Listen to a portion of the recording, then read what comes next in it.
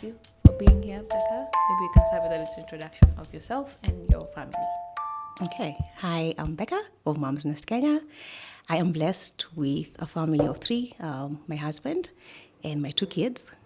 Jonathan being my first, who's 6 and is on the spectrum. And then there's Noni, who's 2. Tell me a little bit about your kids. Would you describe them? Oh, Jonathan is empathetic and he's my little handbag. Oh, He's always around me. Yeah. But he's brilliant and he's a go-getter and he does not limit himself to doing things. Yeah. Then there's Noni, who's a firecracker. Literally, she is way. yeah. She's something else, but Yeah, she is. I think she likes doing everything by herself, number one. So she motivates herself. She's one of those. I love I it. don't know if it's a second born thing that Yeah. they just, I don't know, find themselves, a space for themselves. Yes. And she fights for herself, but she's amazing. I really worried about the second one, of course, because of Jonathan being on the spectrum, being a second-time mom. Yeah. You worry a lot. Yeah. I think my whole pregnancy, I was like, oh my God, what's going to happen? Who's coming? Is she going to be... what type of personality will she be? How Yeah. will she be? So it was one of those, but I'm just grateful to have both of them. Yeah. Yeah. Let's talk a bit about Jonathan. Okay. Right? He's your first child. Yes. Never had a child before. No. Talk to me about those first early years, and then at what point did you notice something was a bit different? Okay.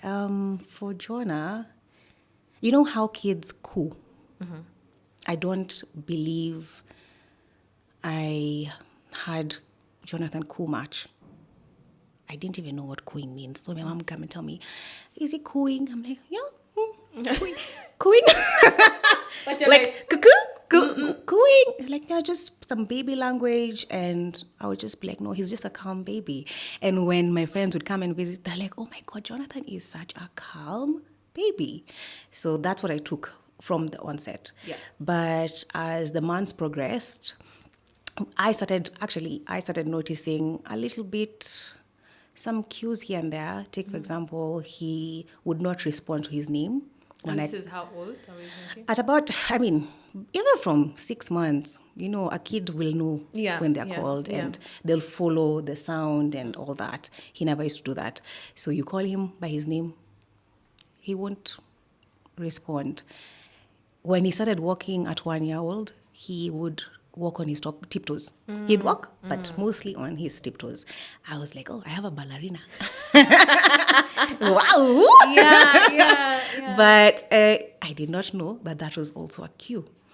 Another thing we noticed was eye contact. When you call him or when you try and talk to him, he never used to look at you in the eyes. And yeah, those were some of the things that we noticed. Yeah. Okay. So you have your concerns, right? Yeah. When do they become too much for you to start asking for help or guidance? I think for me, the tipping point was when we were 18 months and above and we didn't have any words. He couldn't even say mama or baba or mom or dad or hi.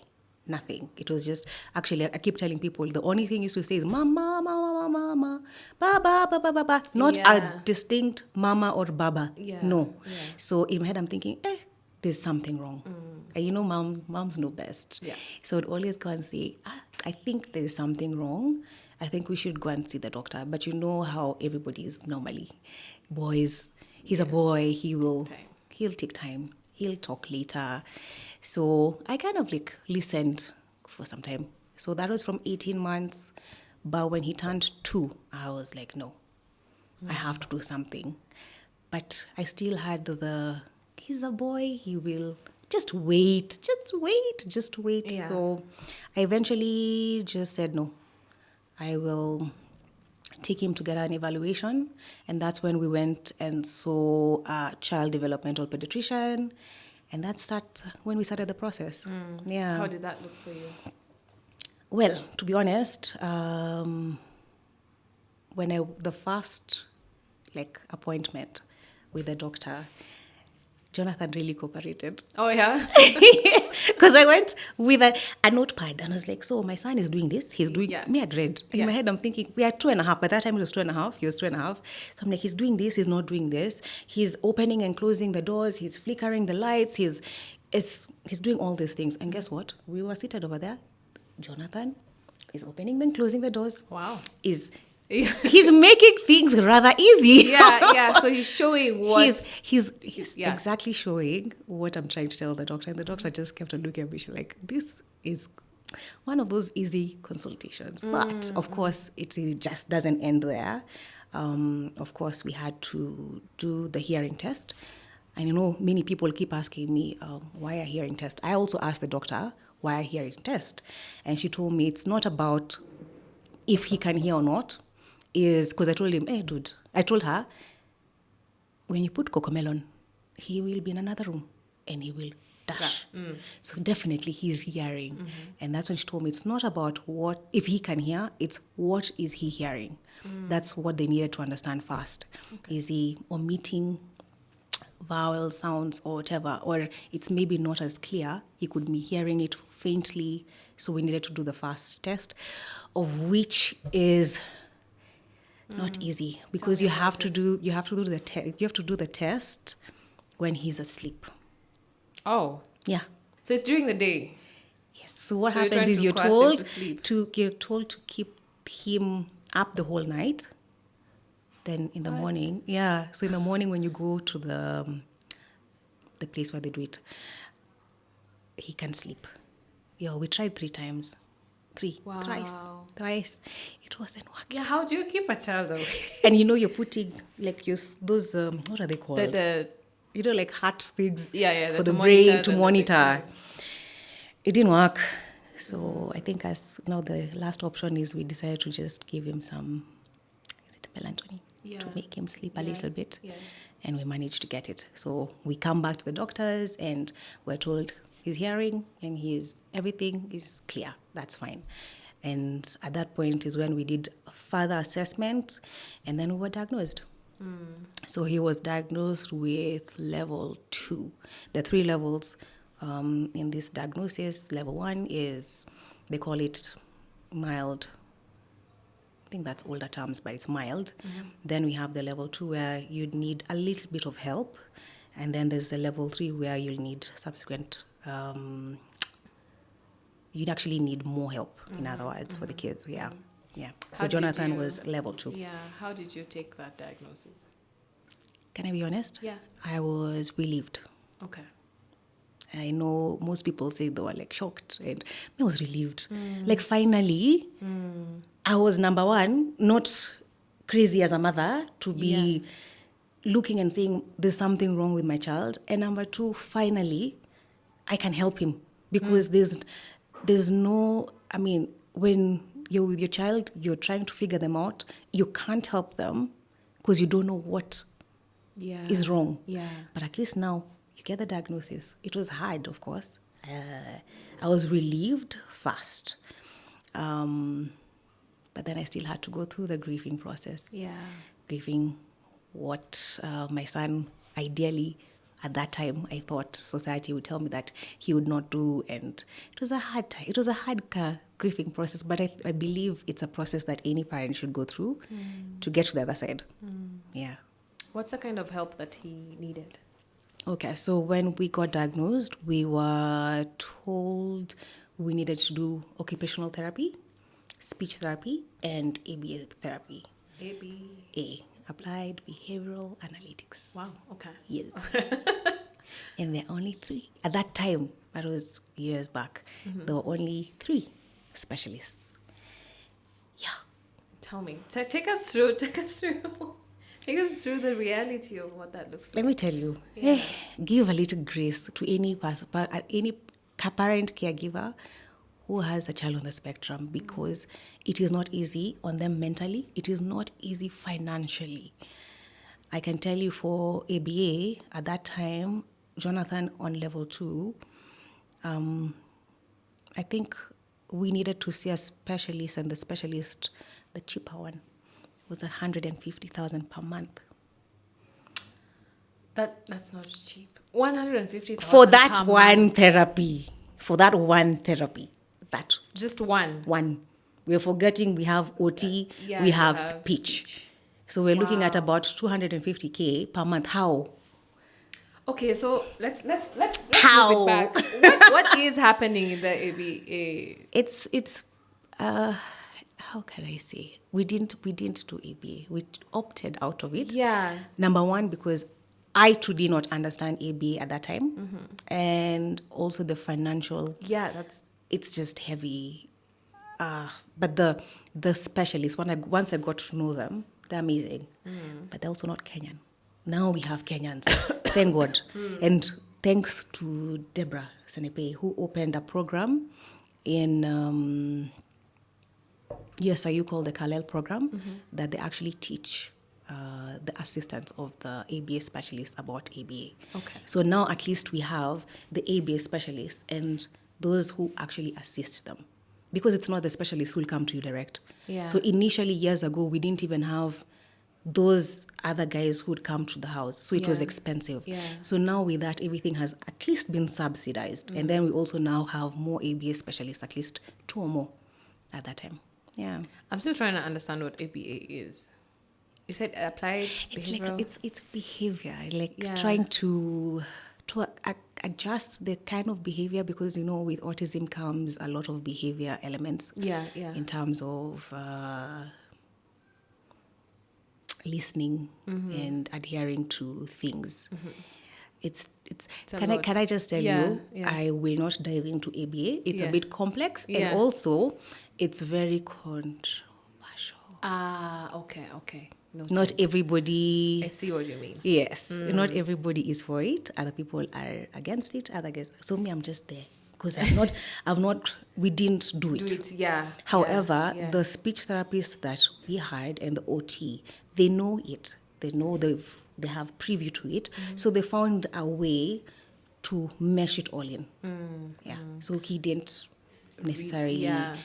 miss out on anything. Yeah. But they just made it theirs. You understand? I get what you mean. Yeah. So how often would you do therapy, the two of them? We did therapy 4 times a week.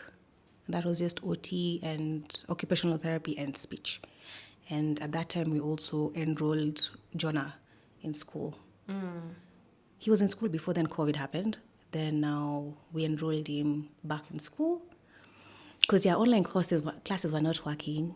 Yeah. My child was not even concentrating. Yeah. He was not even concentrating. And then we were being told to do work. As in, we were sitting, I remember, oh gosh. Yeah. Because we got the diagnosis during COVID. And I'd actually even just gotten a job that I didn't ever go to. But I'll tell you that just now. Yeah. But during COVID, I mean, you remember, I don't know if you guys had the online classes. No, I mean, I did. My baby was like 3 months old. Okay. We had online classes. Yeah. And the other kids would actually sit through. Yeah. Jonathan, missing. No. I got to a point I even just told the teacher, you know what, this is not for us. So let's just wait for class. Yeah, Then now, yeah. after that is when you got the diagnosis. Coming back to work, I had just gotten a job. The ones for you're excited, getting back to work, and it was a nice job. But with what it entails for early intervention, Yeah. we sat down as a family, and me and my spouse just decided I'll stay home and I'll just take care of Jonathan. Yeah. How Yeah. did that choice feel for you? I learned parenting in a completely different way. Okay. So over and above the occupational therapy and the speech therapy, I also learned there's play therapy. I also learned you can do things with your child at home more than what I was doing, and I had the time. And Yeah. now I would research. Yeah. I became that babe who I would not sleep. I would research. Yeah. I told myself the only way I can understand what my child is going through is by knowing what autism is. Yeah. And by understanding what autism is literally understanding him and his perspective of things. So yeah, I just became his playmate, literally. Wow. Yeah. And does this now transition to when you started Mom's Nest? Or No, okay. Right. So no. then how So then let's take it slower. So then okay, fine. So you no. start playing So I with said, it. and then I Yeah. also found love Okay. in creating activities for him. And because I would see he's now slowly trying to engage, and also the benefits that came with the play is what Yeah. I needed. Like if it's fine motor, just massaging and working on those like those hand muscles to build for other things. Yeah. Like right Yeah. now we Yeah. are in year 1 and we are now writing. Wow. So it started somewhere. Before, trust me, he could not even hold a pen or a pencil or a crayon. In fact, we knew when Jonathan holds a crayon, he'll break it because of too much pressure and just it was a journey. Let's just Yeah. say that. Yeah. Yeah. Okay, then how did we? Because I came across your page through you sharing a little Yes. bit more about him and your daughter too, and the things that you'd create for them. But I'm like, I could really resonate and connect with you sharing about your journey with your son. And I think my question here is, why did you decide to make that switch? Okay. So I wish there were more resources then Okay. when we're diagnosed. The sad and hard part about being a caregiver with a child on a spectrum is you get very lonely. Of course, there's Yeah. the financial element. So you have to cut back on so much. Then there's the grief, and you maybe blame yourself that maybe if I did this, there's all that. Then comes the loneliness Yeah. because you also are so afraid of taking your child somewhere because of judgment by society. So it was tough. And I Yeah. just didn't have people. I had a few like my family, but I didn't have people who would really understand what it is that I was going through. I just wanted somebody Yeah. I could talk to at any one given time. Like I would be like, Sally, hey, there's this and this happening. Could you help me? I didn't have that. Yeah. And it was just lonely. And for me, that's when I decided I'll first educate myself. Okay. I'll first understand what autism is and, get to know my child in depth. So 2 years later, it took me 2 years. Two years later is when I opened up and said, you know what? I'm going to help other parents. Yeah. I'm going to actually help other parents. So currently I'm now working with 102 moms. Oh, no, 102 parents, 6 being men. Oh wow. Yeah. Okay, so when you say working with them, it's just like so you have a whole other. Wait, what do you mean by working? Working with them is walking the whole journey Wow. Okay. with them. From when someone will message me and tell me, I need help, where do I go? And I jump in and basically point them at the right direction if they need any help. I have people who message me, call me even at night. Some of them, I tell them, please, I had to go on quiet mode Yeah. on my phone yeah. because there's a day I got a call, like, I think at like 2 in the morning. There's Gosh. someone's child who was having a meltdown and they just needed help. And it's just parent to parent. I'm not talking as a specialist. I'm not a specialist. No, I'm just a parent who has been there. So I kind of understand where the parent or the caregiver is coming from. Yeah. So that's what I do. I just literally talk to people. It sounds And like a whole full-time job. How do you keep staying through it all? therapy. Yeah. Yeah, because you're not only carrying your own burdens, but you're carrying other people's as well. Therapy. Yeah. Therapy come and plays a huge part. But guess what? Also the fact that I am helping someone out there, I think that outweighs anything. Because I literally wished I had a me then. Yeah. Yeah. As Yeah, simple I as see what that. you mean. and someone who just, I may not respond. I actually only work on Instagram and some TikToks. They don't have my number, so we just talk. And I have known the 102 parents without even knowing their faces.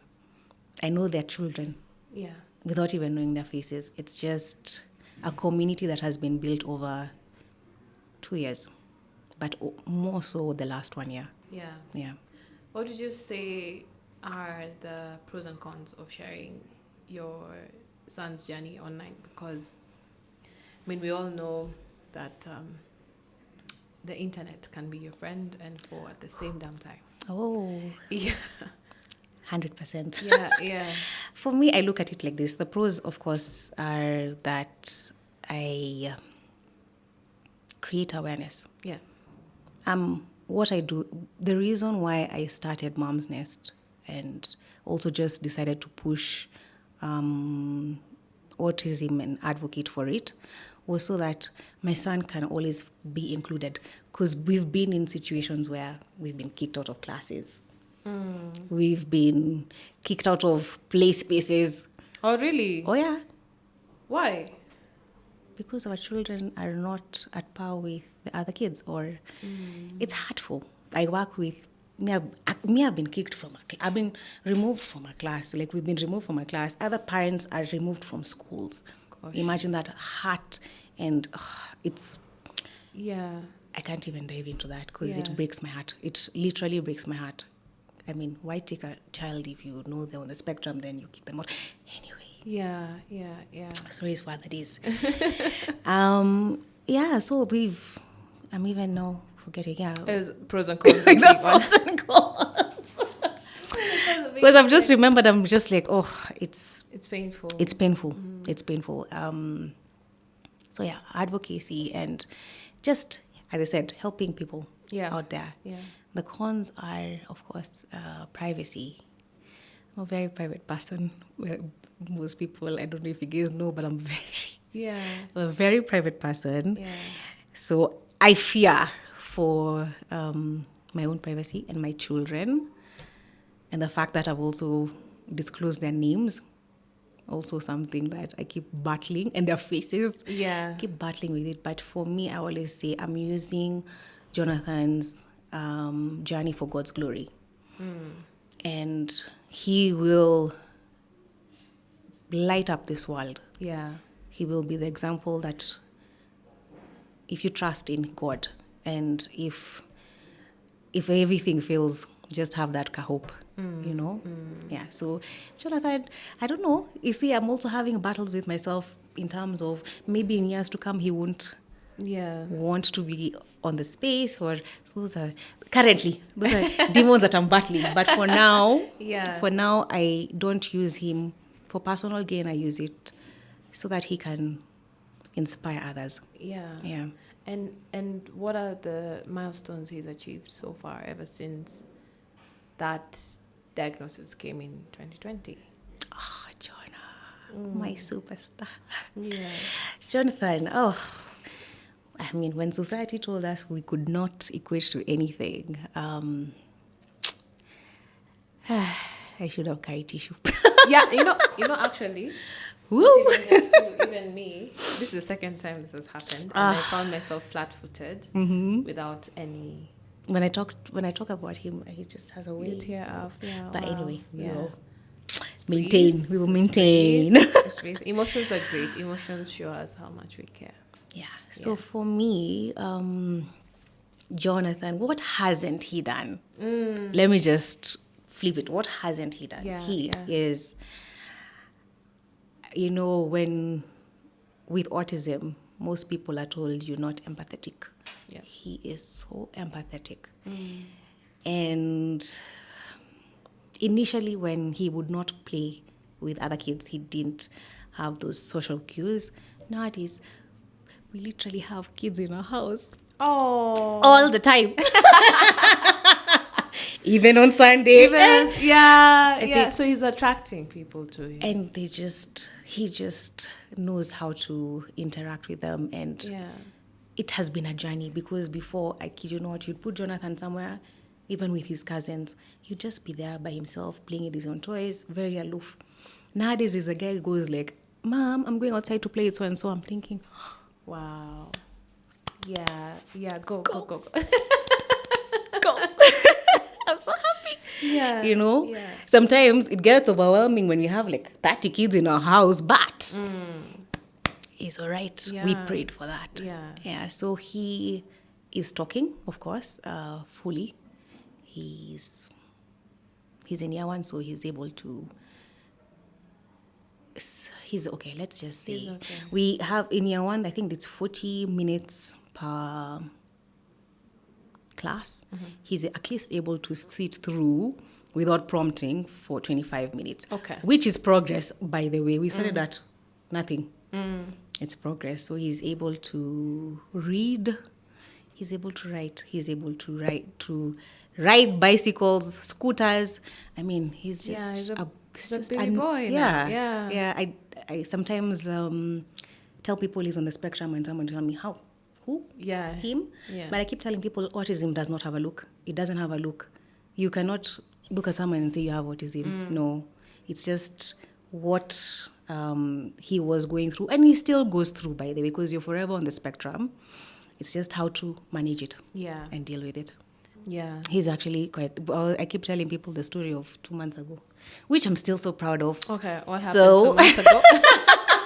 Let's even put it even in a bigger stage. Yeah, what happened 2 months ago? So 2 months ago, my sister, we're in the same school, our kids are in the same school. She calls me at like 4.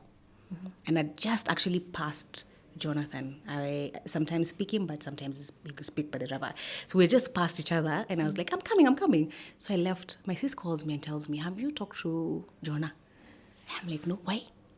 What happened? Then she told me, you've not seen him, you've not talked to him. I'm like, no, why? Yeah. What's up? Yeah. She goes like, Jonah was in a math competition. Okay. So I'm like, okay. Then she goes like, it was a math competition between the year 1s and the year 2s. And he topped the competition. I'm like, excuse me?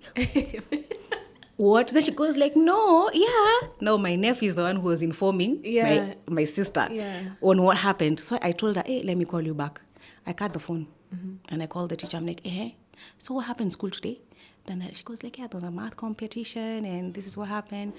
And yeah, Jonah, he's in year 1 and it's a year 1 and year 2. He's like, and he topped it. I'm like, please explain to me. Explain to me. Yeah, because how that child of mine that I was told. Yeah. Just explain to me what happened. Then she told me it was like memory and all that. So Jonathan is obsessed with cars. Obsessed. So you say maybe I drive a Prado. Yeah. What type of Prado? Is it a TX? Is it a... And I'm like, hey. How are we knowing such details? Then he'll come out and he will see your number plate. And that's it. Next time he'll be like, that's Auntie Sally's car. Yeah. Because he's really memorized So that's what he uses, memory. And that's how he... Wow. I was shocked. Yes. And initially, I was that person who would be like, oh, this guy, this child of mine is only talking about cars. Imagine talking about cars from morning. Yeah. And being asked, so why does the car do this? I'm like, child, ask me. In fact, nowadays, I keep telling him, no, Jonah, ask me about trees. It's something else. I'm done with cars. Then he laughs because we've been there before. Yeah. He laughs. He's like, okay, mommy, let me ask you about books. But he asks a lot about cars. So with that memory, I did not know is nurturing him for something and for greatness. Yeah. So memory for him. That's pretty amazing. Yeah. That's one of those that I was like, yeah. Me, I always cry. Ooh, yeah. No, but you've gone through a lot. Does he still do any therapy now? No, we actually stopped therapy 2 years ago, this year, June. Yeah, 2 years ago. However, when something pops up, and mostly it's OT related, we're in close communication with the OT. Okay. Yeah, so if we need something like maybe there's something, because I said it's a spectrum. So, of course, there's new things that keep popping up. So, if I need help, I always refer to the specialist. Yeah. Yeah. Yeah. Is there anything you do different about how you have shared his journey online? No, just talk more. Just talk more. Yeah, you need to talk more. I also have this thing about, I just need to talk more. Let's just say that. Imposter syndrome gets to me, yet it's for helping people. I don't know. I'm having meetings. I'm having meetings with myself on that. So I mean, I feel like there's a space for that. There's a space for that. There's a space for the light that you radiate. Yeah. There's a space for the experience that you've had. You know, being able to work with 100 families, you have no idea how much more you could do just by sharing this one story of your little handbag. My little handbag. You know what I mean? And then the last question I have for you is, what do you think is your end goal in shining a light on your son's journey? To ensure that our kids are included and society becomes inclusive to kids on in fact, not just on the spectrum, but special needs and neurodivergent kids. Yeah. So that's me. Just trying to create that awareness and acceptance, because they're just like any other child. Yeah. Different doesn't mean less. They're just like any other child. So I just hope to shine light and bring hope to families. And you never know what the future holds. You never know. You never know. Yeah. Yeah. And wait, one last question. Does your daughter, what's the relationship between your daughter and your son? Oh, they're so close. Yeah. They are so close in terms of, one wakes up, you can't separate them by the, like, no, if Shosho says, maybe sleep over, I'm like, both of them, have to go, It's not just one. not just one.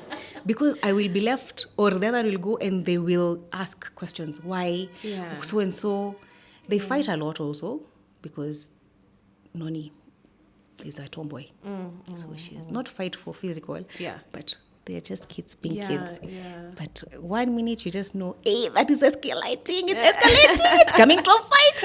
Then 2 minutes later you're just saying, sorry, Jonathan, I'm sorry, Noni. And they hug, and then they tag team against me, who was telling them, stop. Yeah. So they're just normal siblings. They're just normal siblings. And just happy. And I just love seeing them, and I love the bond that they're getting. I just love it. Yeah. Right. Last thing is, maybe share where we can find you. Oh, you can definitely find me on Instagram, Mom's Nest Kenya. I'm also trying this TikTok space, so you can also find me there. Yeah, we're all trying TikTok. Yeah, we're all just trying to figure it out. Sometimes you feel like you've got it. Right? Me, the millennial in me is wondering. Am I?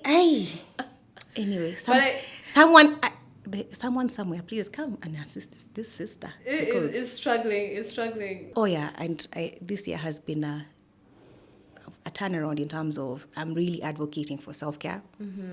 One thing that I realized that I did not do, because once you get a child on the spectrum, basically everything revolves around them. Yeah. And you end up kind of like forgetting yourself, and then comes the second baby, and it was just hectic. Yeah. So this year I'm just on a wellness and self-care journey. Yeah. Which I'm absolutely loving. Oh my God. All the And best. I'm advocating for kids, especially parents with kids on the spectrum, to take care of themselves. What does self-care look like for you?